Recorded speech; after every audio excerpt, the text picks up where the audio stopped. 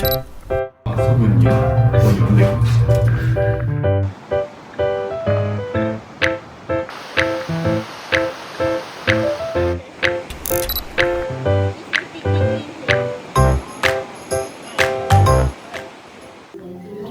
Welcome to another exciting episode of Gibbon Travelogue. I'm Lillian. And I'm Gilbert. And today We are in Daisetsuzan National Park. And the highest mountain within this national park is the Asahidake. So we're going to spend the day exploring this place. Okay, shall we do it? Yeah. Ikimashou! In our last episode, we began our Hokkaido road trip with the colourful flower fields of Furano and the rolling countryside of Biei. Today, our journey takes us into the heart of Hokkaido's wilderness. Over the next 2 days, we explore the spectacular Daisetsuzan National Park, the largest national park in Japan and home to some of the island's most dramatic mountain scenery. From volcanic landscapes and alpine terrain to wildlife encounters and scenic drives, this part of Hokkaido shows us a completely different side of the island. We also begin making our way towards one of Japan's most remote and fascinating regions, the Shiretoko Peninsula. So join us as we continue our Hokkaido road trip adventure.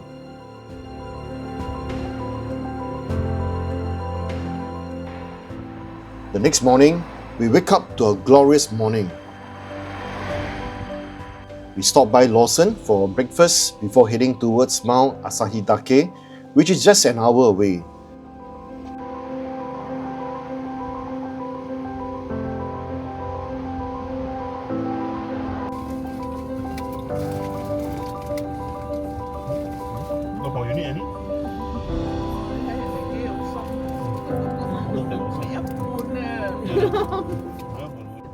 As we drive away from Asahikawa City, we find ourselves on open country roads, stretching endlessly into central Hokkaido, with mountains slowly rising on the horizon.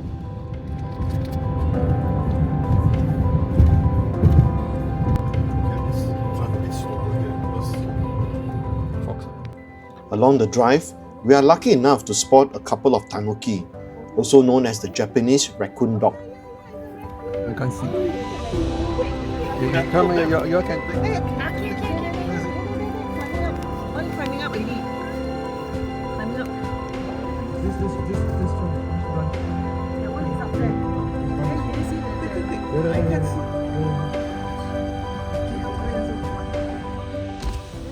Despite the name, tanuki are actually more closely related to dogs than raccoons and are native to Japan. They are known in Japanese folklore as playful and mischievous animals that can bring good fortune. In the wild, they are usually shy and difficult to spot, so seeing one unexpectedly during our road trip feels like a special moment.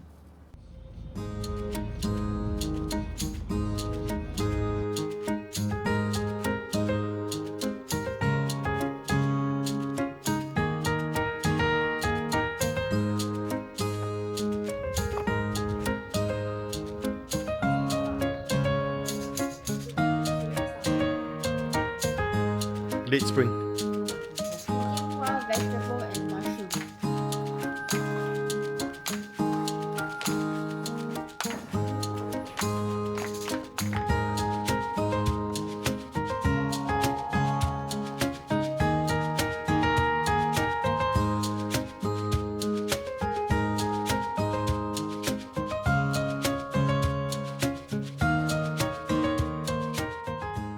Soon we arrive at Asahidake Ropeway, which takes us into the heart of Daisetsuzan National Park. Since we are visiting in late spring, tickets cost 2,800 yen per adult for a round trip. Mount Asahidake is the highest peak in Hokkaido and part of the vast Daisetsuzan volcanic group. The Daisetsuzan volcanic group is a massive cluster of more than 20 volcanic peaks shaped by millions of years of volcanic activity. It forms the dramatic backbone of central Hokkaido and is often referred to as the roof of Hokkaido.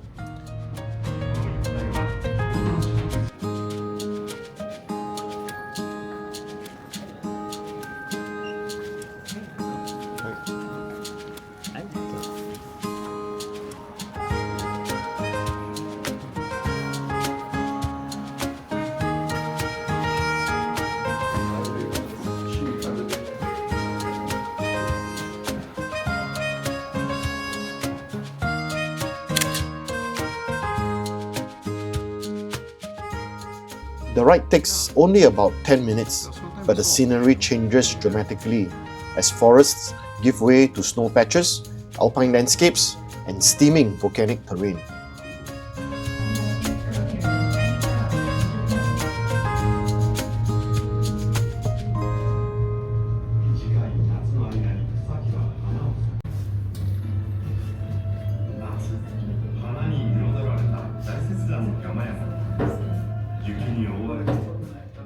We step out of the Asahidake Ropeway and immediately find ourselves surrounded by a world still blanketed in snow. Right in front of us, Mount Asahidake rises dramatically, with steam gently rising from its base, hinting at the volcanic forces still active beneath the surface. At around 12 degrees Celsius, the air is crisp and cold. As Waikin and I take a short hike to get a closer look.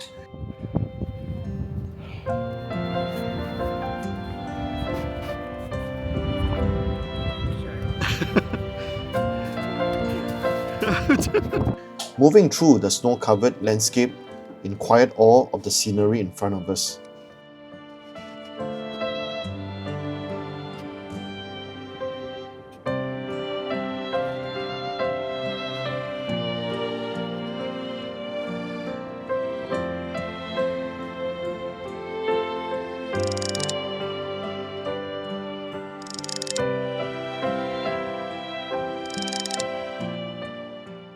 Even in late May, temperatures at the top can feel much colder than down below, so bringing a light jacket is a good idea.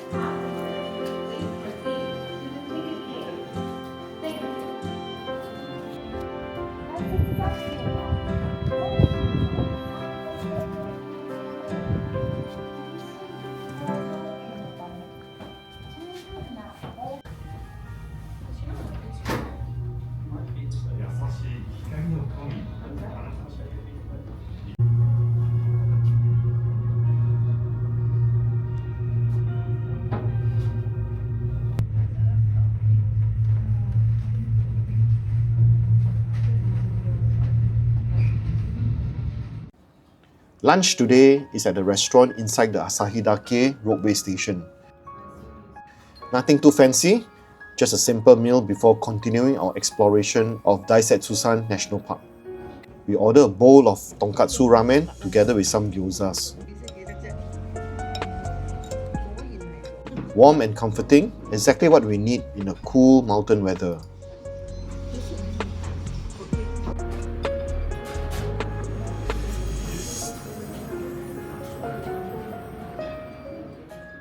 After lunch, we continue exploring and spotting wildlife around the national park.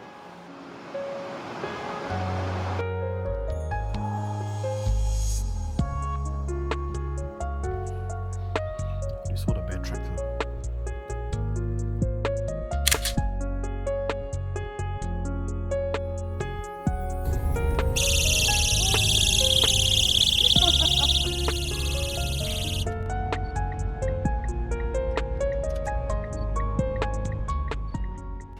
Tucked away within a national park is a simple natural hot spring area where steaming mineral water rises right from the ground, carrying the scent of sulfur through the cold mountain air.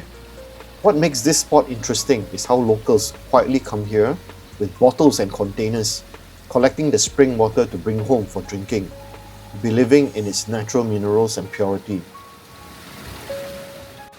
It is not a developed attraction, but rather a raw and functional part of mountain life here in Daisetsuzan.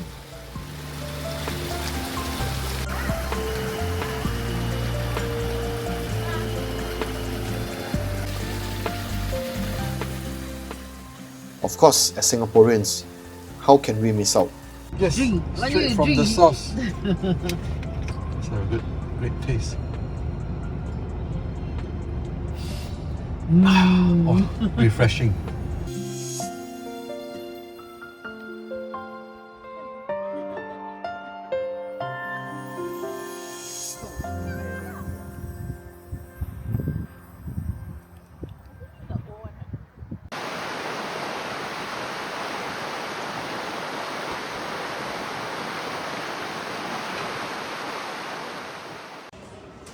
In the evening, we make our way back to Asahikawa after a full day in the mountains.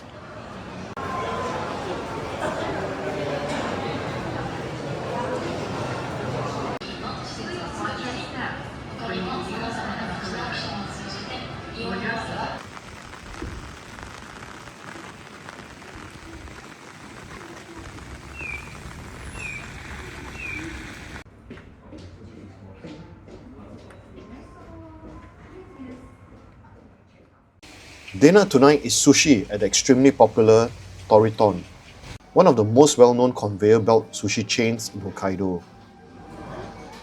Fresh, fast and incredibly satisfying, it is the perfect way to end a long day of exploring.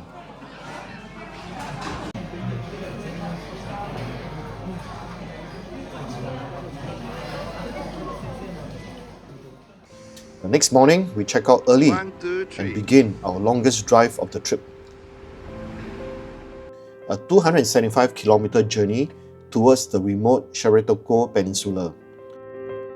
As we leave Asahikawa behind, the scenery slowly shifts once again, from city streets to open countryside and eventually more rugged, untouched landscapes. Along the way, we make a stop at the Asahidake Ropeway, which is an hour and a half away. Unfortunately, it is under maintenance during our visit, so we have to skip it and continue onwards. Sometimes in road trips, not everything goes according to plan, but that is all part of the journey.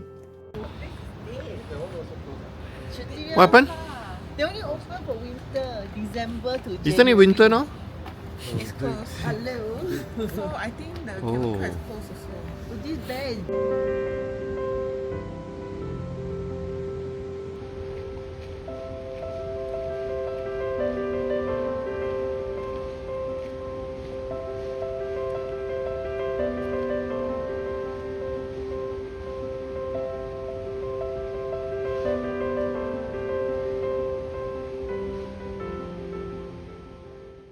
Next, we stop at the dramatic Ginga and Ryusei Falls. Two of the most famous waterfalls in the Daisetsuzan region. Flowing down steep volcanic cliffs, the two waterfalls drop side by side into the valley below, earning them the nickname the Weathered Falls. Ryusei Falls is the more powerful cascade, plunging about 90 meters straight down the rock face.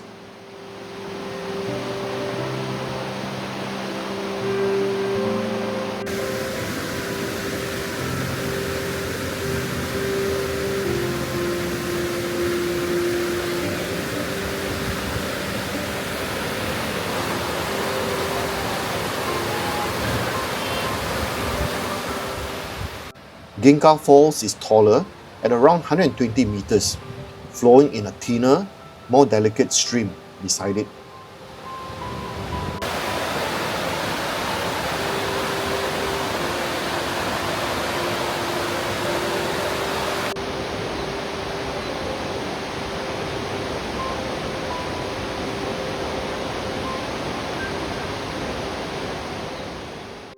Surrounded by rugged cliffs and dense forest, the entire area feels raw and untouched, shaped by ancient volcanic activity that defined this part of Hokkaido.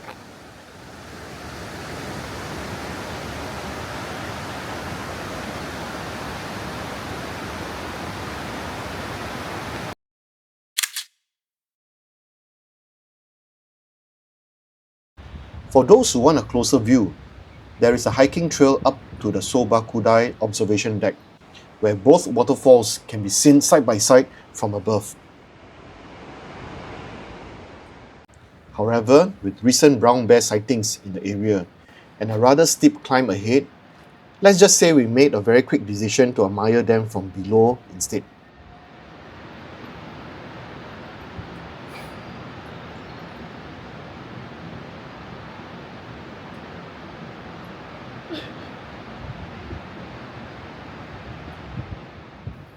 Sometimes the safest viewpoint is also the most comfortable one.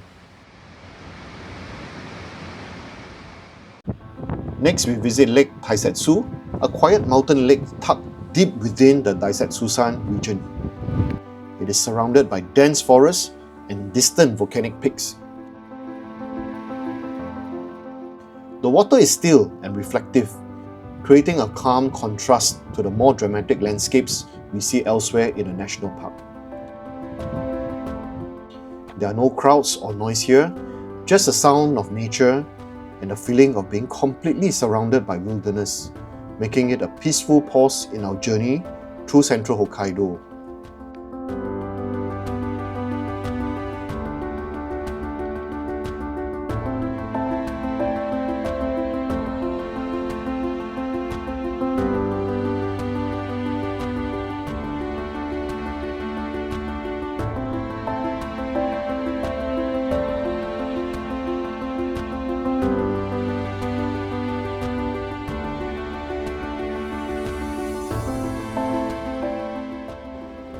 We drive on for another hour and a half and we arrive in Kitami City, a quiet and unassuming stop in eastern Hokkaido that sits far from the usual tourist trail.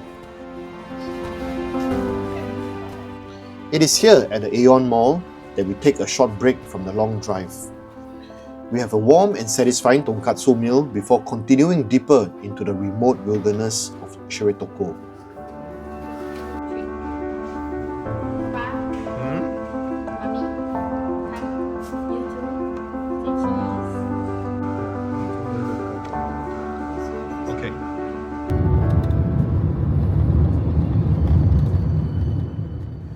As we continue east, the scenery begins to shift once again. The open farmlands gradually give way to more rugged terrain, winding roads and untouched wilderness. As sunset approaches, the view becomes absolutely breathtaking. Golden light stretches across the coastline. And then finally, we reach Shiretoko, one of Japan's most remote and breathtaking regions, and a UNESCO World Heritage Site recognized for its exceptionally rich and intact ecosystem.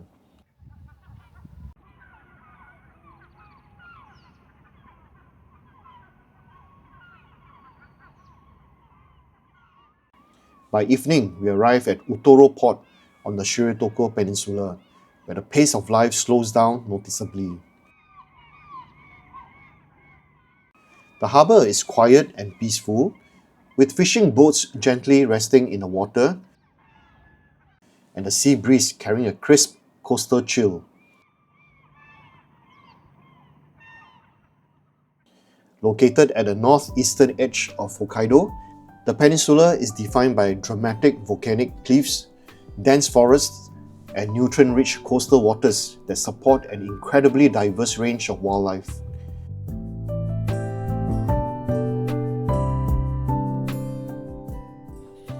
Dinner tonight turns out to be one of the most memorable meals of the entire trip. We head to Maruko Suisan, a local seafood spot known for its incredibly fresh catches from the surrounding waters. Here we enjoy seafood bowls layered with sweet crab, scallops, salmon roe, and other seasonal treasures, each bite tasting clean, rich, and unmistakably fresh.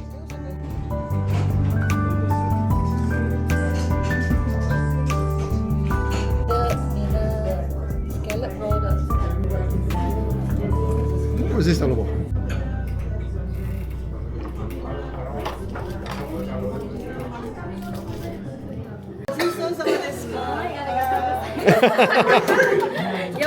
Okay, thank you. After dinner, we checked into Hotel Shiretoko for the next 3 nights, settling into our base for exploring this remote wilderness region. Before calling it a night, we have one more simple ritual, another melon party back at the hotel. Melon party!